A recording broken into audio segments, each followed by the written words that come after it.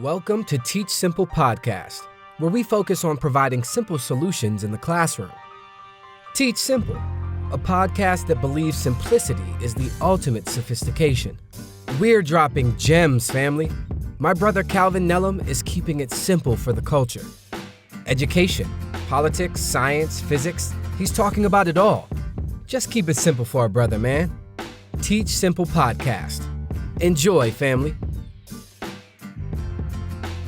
Welcome to Teach Simple Podcast, where we focus on providing simple solutions in the classroom. I have my sister Adrienne Waller with me today. How you doing?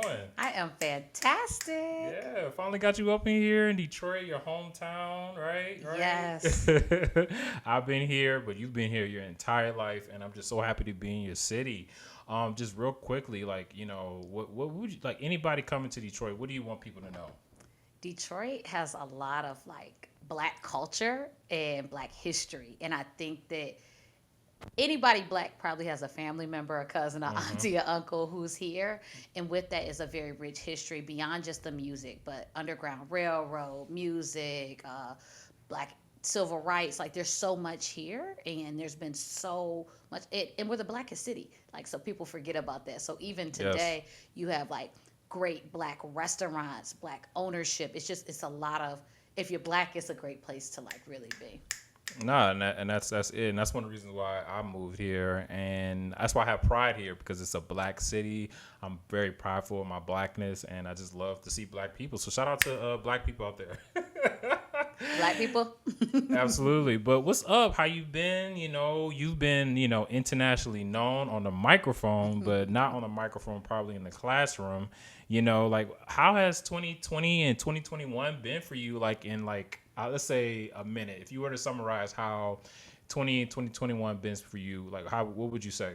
Blessings, and my eyes have been open to so much. So I've had to step into celebrating my own brilliance and my own abilities, but that took some hard times, some things where I was like, sis, what's going on? So I had to start prioritizing myself in ways. But as I walked more into my purpose, what I knew that God was calling me to do and be, the more I was like, wait, this feels good. This feels right. And this is working. And with that, blessings have come, and, great people like you, and just connections that deeply resonate and make me remember why I do the work and push me to keep going. Yeah, and you're in an admin position now, right? Previously, where were you before you came back to Detroit, and what were you doing? So I've been in admin, out of admin, so I've basically have always been coaching. So that's kind of where I was doing a lot of coaching, which I think is really important before you get into admin. But that was internationally, right? So I've been in Qatar, I've been in China. Wow. And just two amazing places with so much to offer. And so coming back home has been really good for me, really edifying about recentering, and then being able to go back out into the international world in a way that I can hold on to home, but also continue to experience the world, because there's so much out there, and I think not enough of us step out and do it. So. Imposter syndrome, I feel like it's at an all-time high this year, especially with, teachers literally having to learn, a variety of new skills, right? And a lot of teachers are retiring, or a lot of people going into different fields. But for you, you've been in a variety of different educational fields in different countries, right? And you have to have a level of integrity, a level of introspection of yourself, strong self-esteem, very confident, So what's a teacher tip would you give to just teachers out there who are kind of just rethinking this field, right?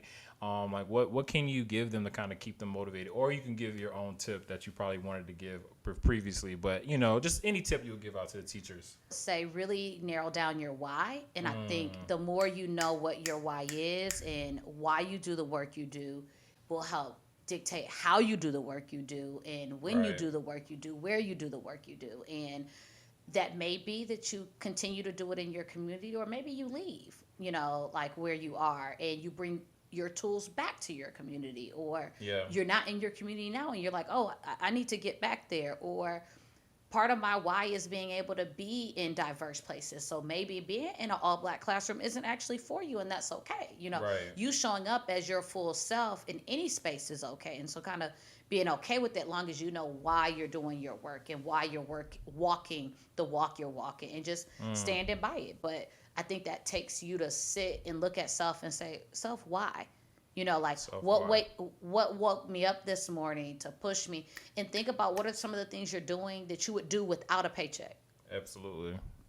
No, absolutely. And I always tell teachers when they're talking about, like, you have to walk in it. Like, when we say, like, walk in your why, like, literally, you need to be, like, rethinking your why, like, whenever you're in traumatic situations in the education field. You need to be thinking your why when you're just waking up in the morning, just so you can make sure it's still there.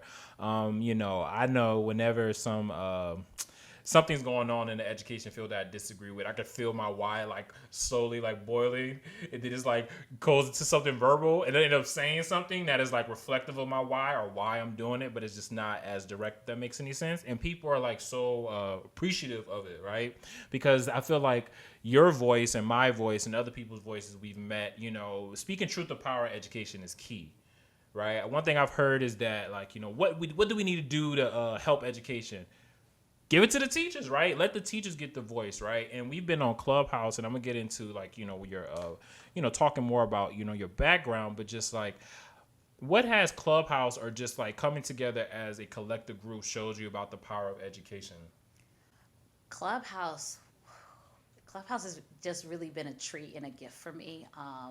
I've been edified by educators. I've also been pushed, right? Like, there's been some like times where it's like, well, sis, why do you think that given X, Y, and Z? And I have to sit back and go, you're right. And so there's like this idea, and it's also really exciting to see educators in so many different places pushing forward, committed to what they're doing, Right. and doing it in so many different ways, right? That it's not one way to do it. And that's why I said really center in your why, because I think sometimes people are chasing other people's whys, right? You're chasing somebody else's, and so it doesn't feel right. It's not working for you because you're doing it their way, not your way.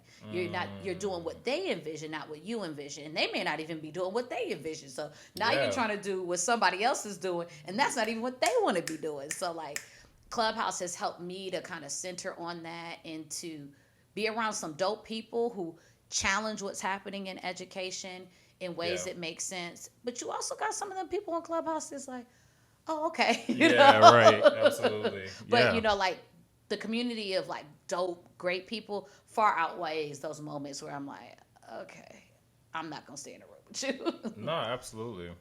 But it's just I just think of like the teacher lounge that we had on Clubhouse, like a virtual teacher lounge. Like, that was like probably my best teacher lounge I've ever been in, right? But ironically, it was on a Clubhouse.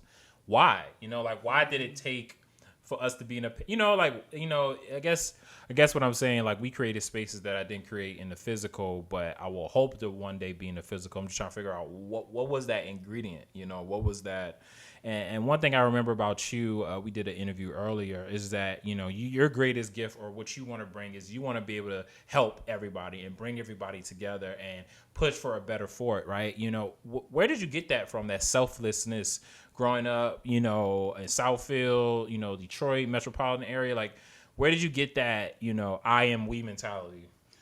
So it probably really starts with my family. And so when I think back, and like, for me, support is not just in the education. It's like, if you know me, I'm down for you, right? Like, you know that, like, literally I was on the phone with a friend. She's like, oh, I have an interview in 2 hours. I was like, sis, let's get ready.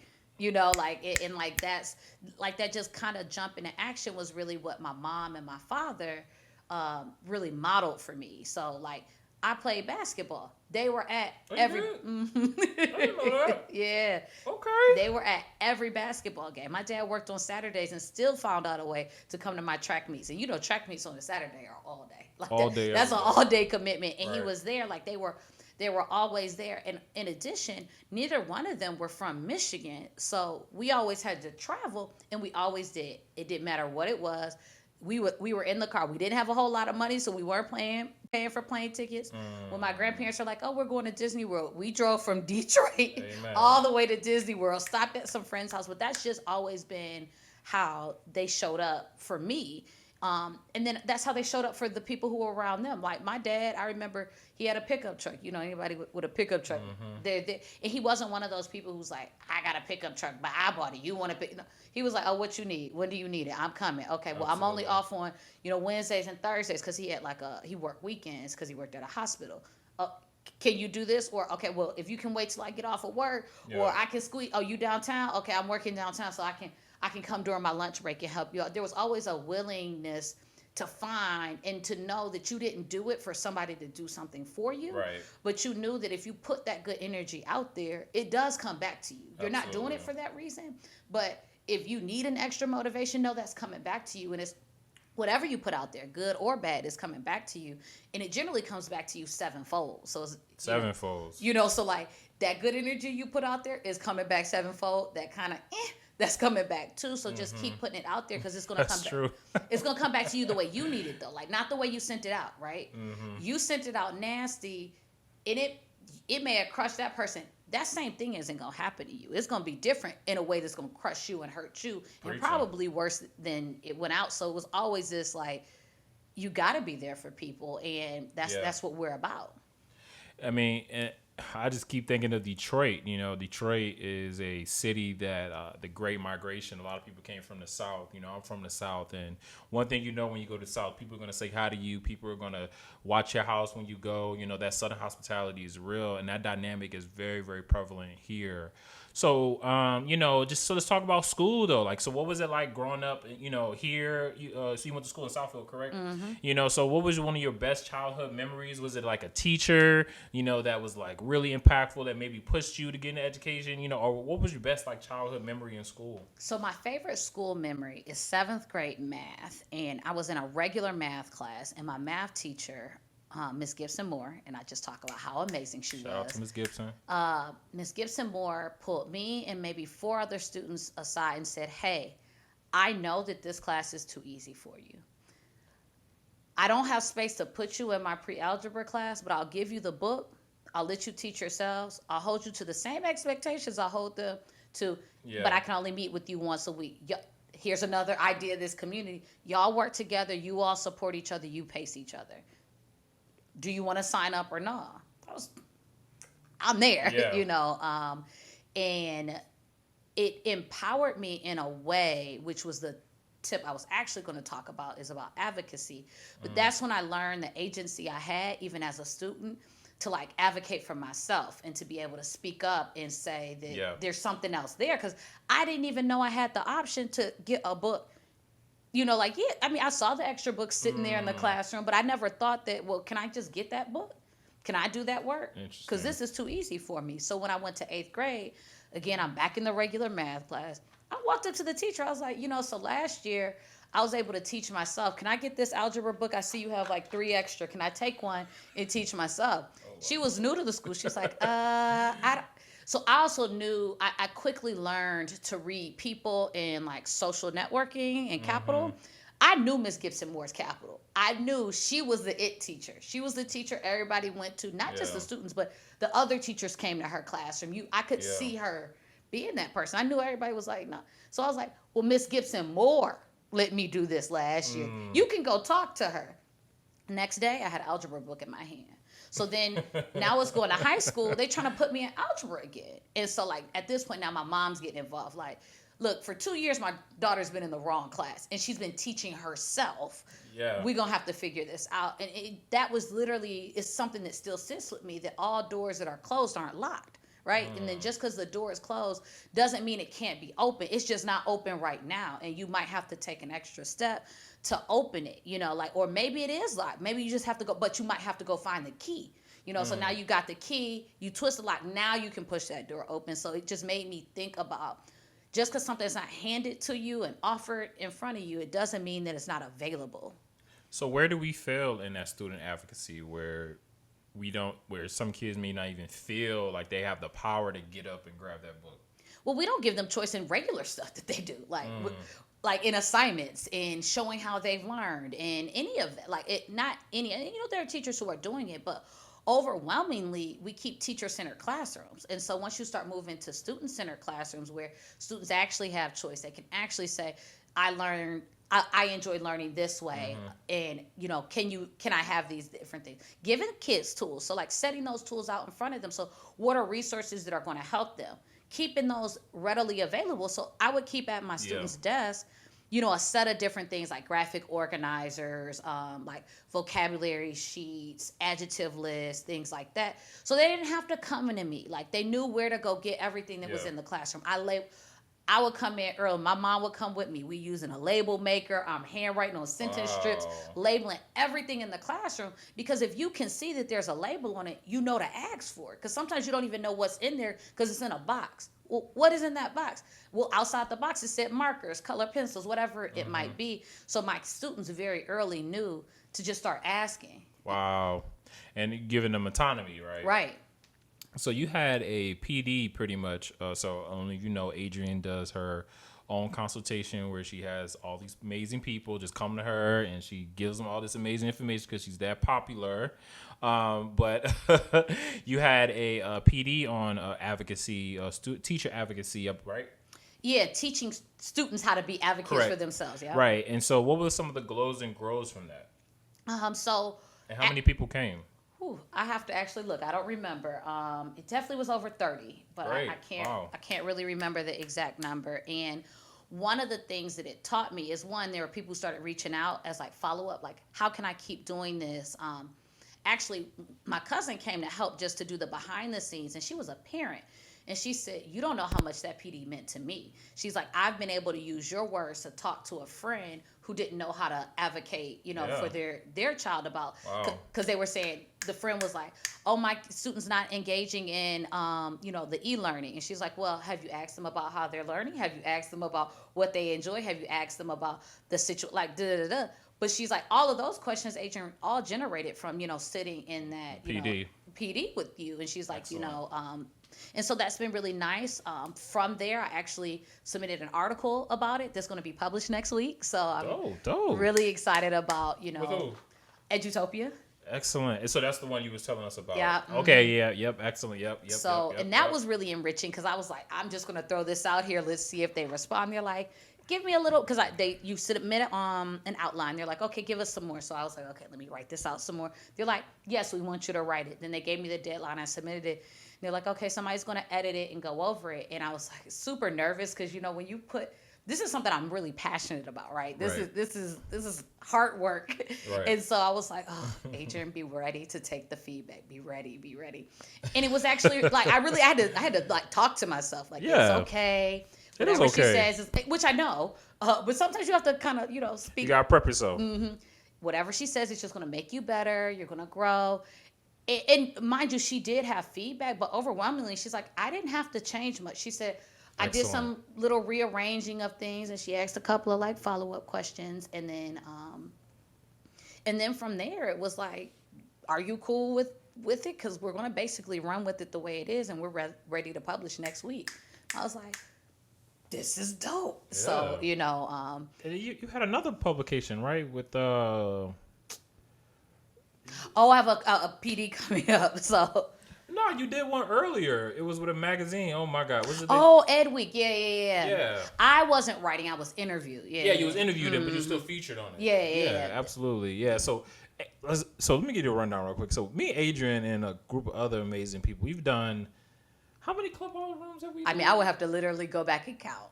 We've done at least 15 Clubhouse rooms, like on a weekly basis, prep meetings. She does her stuff, and she did it overseas, so she would like wake up at like 4:00 in the morning to come to our meetings just so she could prep for the like. Adrienne's a go-getter, man, and I guarantee you, like whenever I'm around you, I always feel motivated. Like, what am I not doing? You know what I'm saying? And I love our group that we have tomorrow, today. Shout out to Erica, James, Jay. Because we talked about it, like just having a network is super important, and it's feel like it's like iron sharper irons, because like when you have an accomplishment, somebody else gets an accomplishment. Erica gets a Mercedes, you know what I'm saying? It's like so many things start happening, and I think this is that element that you bring, that I bring. It is infectious, and I'm thinking about that friend you said that took that tip, like that's just amazing.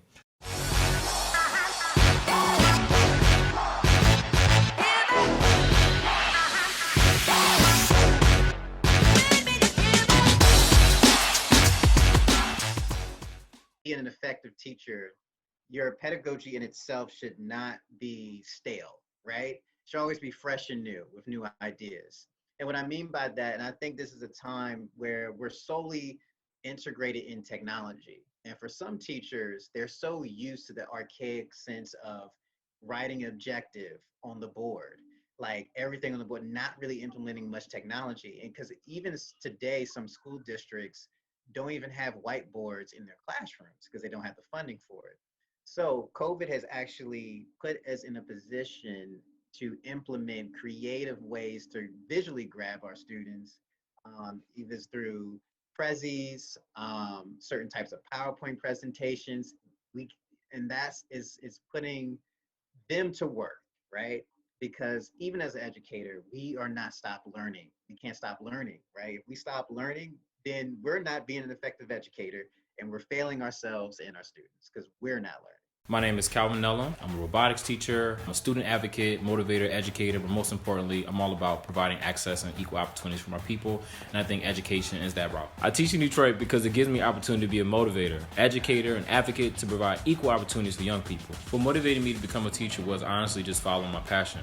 I love science, I love scholars, I love kids, and I really think, me putting that together, teaching, really was that path, and so that's why I became a teacher. Educate, grow, elevate. To learn more, visit teach313.org. So when was it where was it ever like a climax? Well, I feel like a lot of teachers always have when they come in as themselves, but then they have to learn so many new things to kind of put it in center or put it into where it's not just a teacher-centered mind, but it's a student-centered mind. We talked about that. What was one of your your testing teacher moment, or that moment where as a teacher you were like, oh my gosh, I don't know if I can do this, or dang, this is something that I really need to probably do it about it this way, could you maybe add to that? So my first year was rough. Okay, there we go. My first everybody year had a worse. Yeah, my first year, ooh, really? Yeah. What was rough about it? So I went through an alternative certification program. Yeah. Sometimes I feel a certain way, but right. I did too. Well, sometimes I feel like there's this judgment that happens about not going through a traditional. I'm okay now, but for many years I kind of was like, yeah, I have my teacher's certificate. Yes, I'll take. I didn't even want to talk about it. So part of my first year was rough, is because the program that I went through. One, you're never prepared for your first year. Let's just own that. You're not. I don't know what we can do to kind of change that, but you're really not. So I was already not prepared, and then I wasn't in. So a lot of the alternative certification put you in schools that also are not prepared for people who are not prepared, right? They're already disorganized. They already are, failing. So I was at a failing school, and the principal just wasn't supportive. Sorry, Adrienne. No, I figured that was easier to edit out if I stopped talking. Go ahead, sis. So I was at a school that was failing with a principal who wasn't really supportive. And I don't think she understood what she was signing up for when she accepted an alternative certification teacher, right? Ooh. I'm not just a new teacher. I'm a new teacher with virtually a brain, but also no experience. You know what I mean? I don't have 3 years in, Michigan State's great. That's not me. Yeah. I was literally, it was like a trial by fire, trial and error every step of the way. Now, mind you, she didn't rehire me, fine. So I went into my second year I wasn't rehired, and I got this really dope job. And I was able, that year was really important to me because I was able to kind of just, one, reflect on everything that I failed at my first year, sit with my, because they gave you, I was through new teacher program, I think is what it was called. NTCF, something, I don't remember. But I got a mentor in my school, but she was super busy, right? She was the gifted and talented coordinator. And the way they also did my first class is I was teaching 4th grade. My partner teacher had the gifted and talented class, and then there was my class. So essentially, all the good kids, for lack of any better term, because I don't really believe in that, but all your high flyers are all over there, and then whoever they thought was left over was in the other class. And so it also just created dynamics that we're supposed to be planning together. our kids are nowhere near the same. You know what I mean? And Exactly. she's been teaching talented and gifted 20 years. So she doesn't even really even understand or remember what it was like to be. So it was just difficult. But my new teacher mentor was really patient with me. I ended up babysitting her kids. So we really cultivated a relationship where she could see the growth in me. She saw, like the reflection, the metacognition, okay, this didn't go right, but here's why it didn't go right. So next time I'm going to do A, B, and C. And I just was overwhelmed by the paperwork. It was just a lot. So when I went into my next school year, ended up at like one of the best schools in Chicago, I was able, and it was a magnet school, I was able to do some amazing things. Like I was able to not live in these like narrow parameters. Yeah. So like I remember we would have a whole day, like a day where we played math games, and that's what we did. And when my kids' math scores came back, it was a reflection of nobody was micromanaging me. Nobody was telling me, and I could try things out. And like I would give them a lot of choice in their writing. Okay, you can do this, you can do this. I'll model for you, but it's your choice. You want to write Miss Waller, I want to write about this. Okay, write about it. But what about, do you want to write about that? Can you, is it informational writing? Does it still fit? Okay, we're going to do that.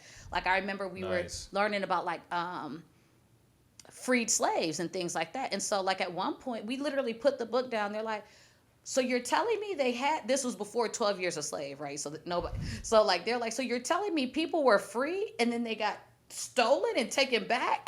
Not taken back, taken into slave? Tell me about that. That doesn't make sense. And like, we sat and we had those like community conversations, and I had a U in my classroom. So everybody, it was pretty equitable. Nice. And I just lived in that, but nobody was sitting there micromanaging me.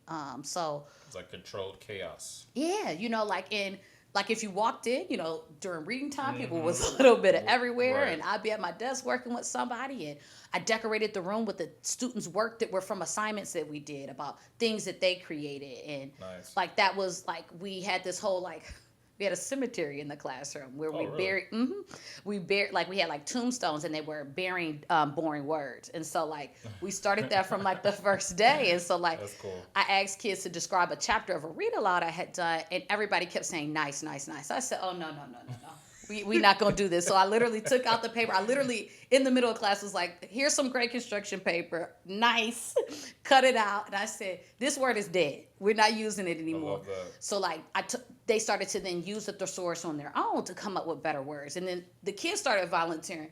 So Miss Waller, everybody keeps saying good. I think good is a boring word. We should bury it. Okay, it's buried, gone. And like that was a community that we created. So, but I couldn't have been that teacher without having had that struggle that first year. Like I needed that time to fall on my face, pick myself back up, and have somebody along the way to talk to me about it and remind me that maybe you got some room for improvement, but you're not the worst thing out there. You know what I mean? Of course. That's an amazing story. It's an amazing story, and I really appreciate how you talked about your leader and how you assessed her. You were saying how, this is the reason why, but that leaders really, really can make or break a teacher's career. But they're also under a lot of pressure too. So that and that first year, I didn't understand that. I didn't understand that because her school was failing, she didn't have room for people like me. You know what I mean? Like that probably just wasn't the best space. But how do I know that? This is my first year.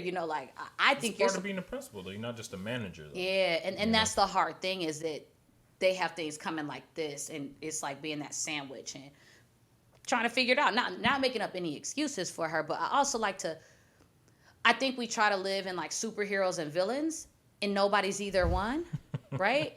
Like she wasn't completely a villain. She definitely wasn't a superhero, but I'm not going to cast her as a villain because I also know what she was.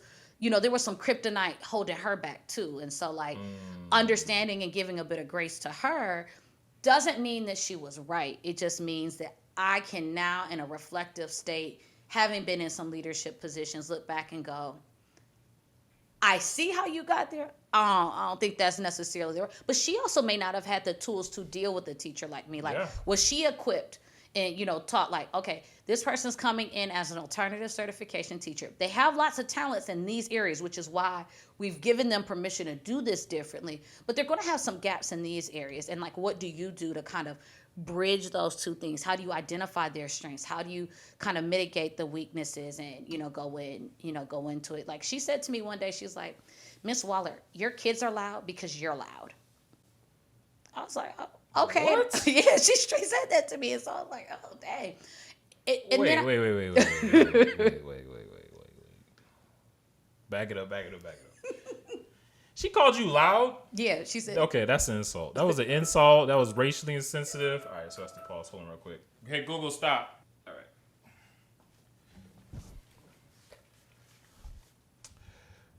So that was like probably like was she a white lady? She not like a white lady. Nah. She a black lady? Okay. Yes.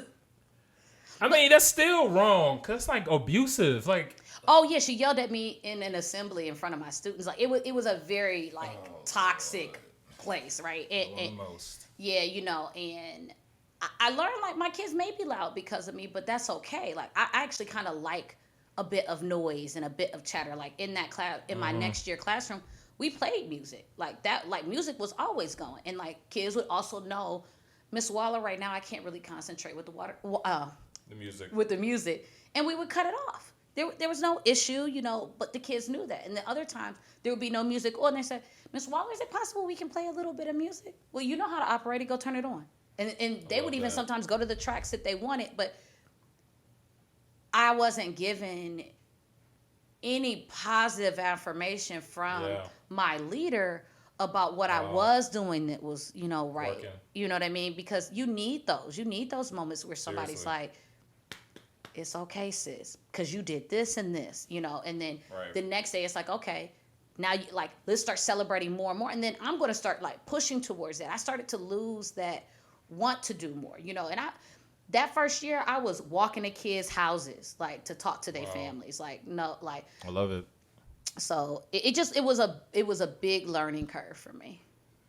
So I'm going to give you 5 things that Goldie, Dr. Goldie Muhammad is? I think so. I'm not going to lie to you. I'm not 100% sure. Yeah, so she's a PhD curriculum specialist in culturally responsive teachings, particularly in STEM and just all other fields. She has a book called Cultivating the Genius, and it's a culturally relevant framework to teach, BIPOC kids. To my list. Yeah, it's an amazing book. So she says this is Black excellence, or this is how you teach to the whole child. She says these 5 things, and we only do one of these things, but I want to get your opinion on it, and if there's like maybe another tenet or if these suffice. So she says when you're teaching, you must teach with a identity lens. So if you're teaching something, you need to connect with how does my identity connect with what we're learning. Right, because I need to know who I am so I can understand who they are, right? So I can differentiate, right? And then she says intellectualism, right? I want to learn, right? I don't want to just learn from the Detroit frame of reference. I want to learn what it's like in this city, right? I want to have a high level of intellectualism, so people are asking questions and we're answering those questions, and we have a thirst for learning. All right, so we have those 2. Criticality is me. So just having a critical thinking model, right? What's the critical lens of this, right? If we think critically about this particular subject, how does it relate to this aspect and this aspect? Joy, right? That's self-explanatory. And then she says skills, right? And that's the skills of the standard. She says, well, all those five tenets, you have Black excellence, and you're able to teach to the whole child, right? So what do you think about that? I mean, I think that's spot on. Like those are the lenses, and I think sometimes we get trapped in trying to do everything at one moment instead of like taking steps to like maybe one tip I got that was really helpful. A teacher tip that was given to me that was really helpful is pick 2 things you're going to work on each year. Yeah. But master them in that year. And then once those are mastered, you don't have to keep working at them so hard. So then the next year you can pick up 2 more. I love that. So like over the course of 10 years, you've picked up 20 new skills that you've worked on, right? Yeah. And honed, like not just worked on, you've honed them. You understand like what you do when it's here, this, that. You've done all of that. And so I think even if you took 2 of those each year, in 3 years, you're a master at 4 and well on your way, because probably joy is just something you can embed on every day. So if you just master the other 4 in 2 years as a teacher, imagine the growth in your practice instead of saying, oh, I'm going to try all 5, fail miserably and then beat myself up and not do it and say, oh, I should have been doing that. Like, because that's what we do, is when we can't accomplish it, then we feel bad about not accomplishing it. Or if it's too aspirational, right. you're like, it's not even worth it. Yeah, I'm never going to get there, so why even try? Okay, well, if 2 is too many, pick 1. Just pick that one. Absolutely. What do you think? So if we think about those 5 tenets real quick, and I'm gonna get into last 2 questions. What do you think college does the most and probably need to do more of? Say them one more time, because now I feel like I gotta. Yeah. Because I feel like criticality. Yeah. So it's identity, intellectualism, criticality, joy, and skills. So skills, I feel like colleges and universities struggle to do. Okay. But intellectuality and criticality, they do.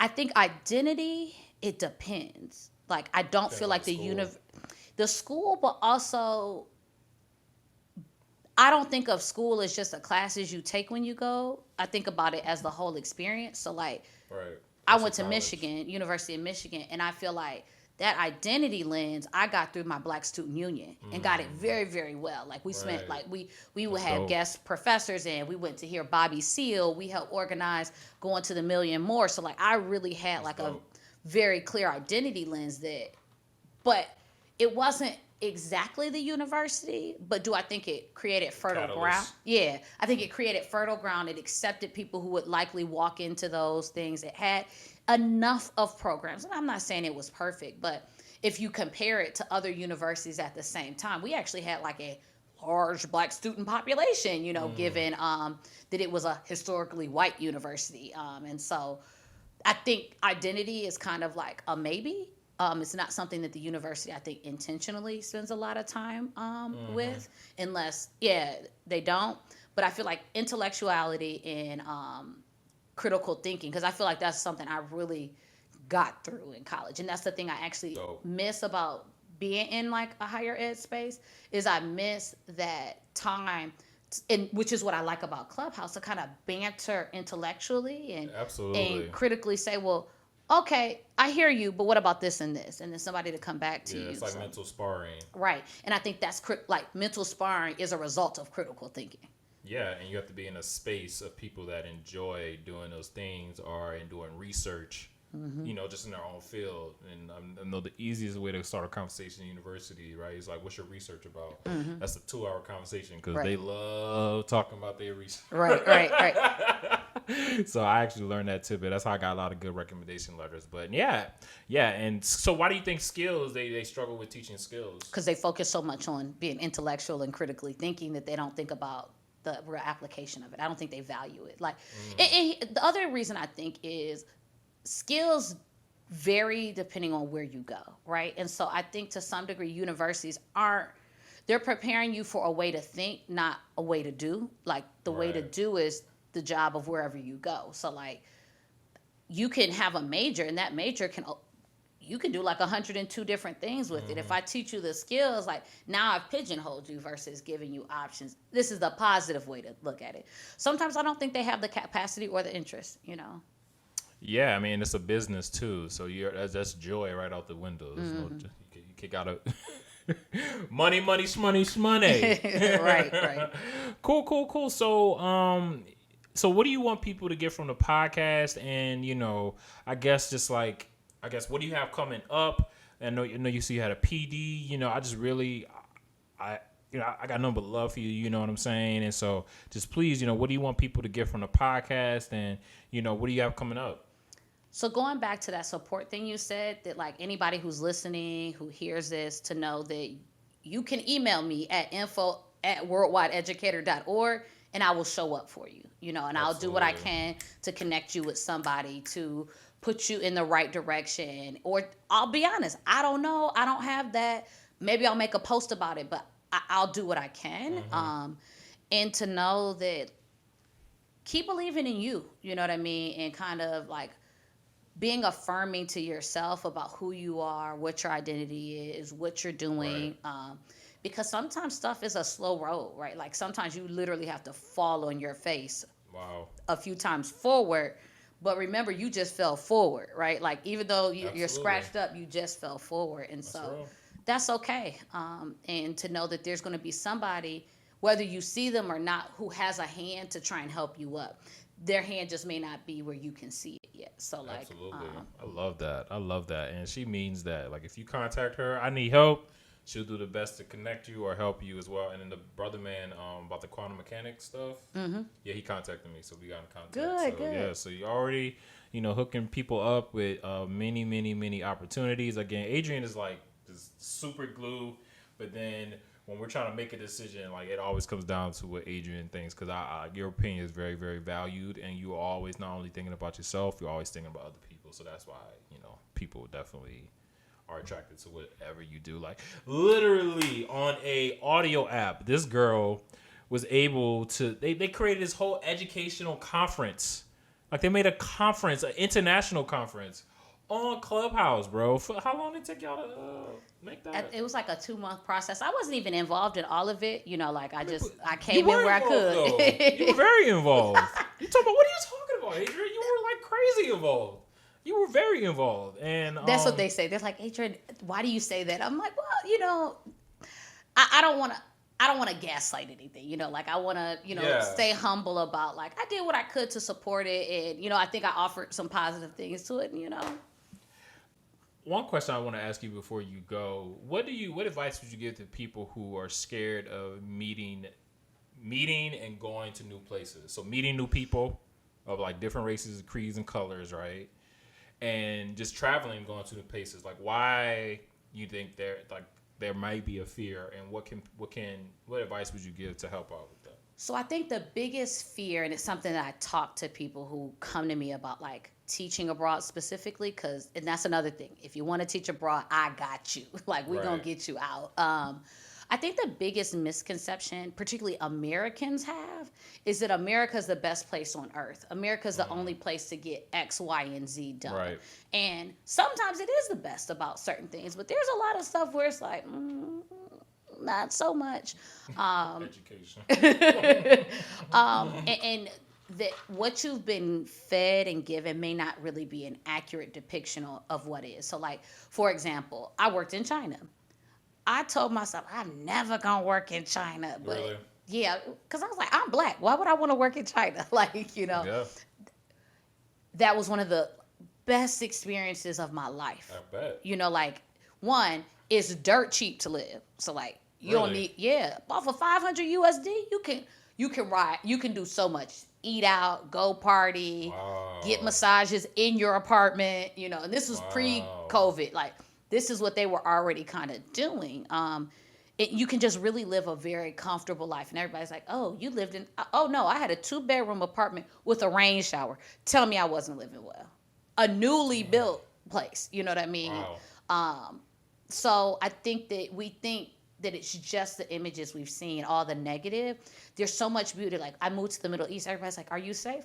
Shoot, I felt safer there than anywhere else I've lived, living in the Middle East. And so just, there's so much misinformation. I'm actually about to drop some content on this about 8 myths about teaching abroad. So actually, it's great that you asked that. So I'll be sure to send you the link because there are a lot of myths about it. And I kind of go into what the myths are and what's not true about them. Safety being one of them.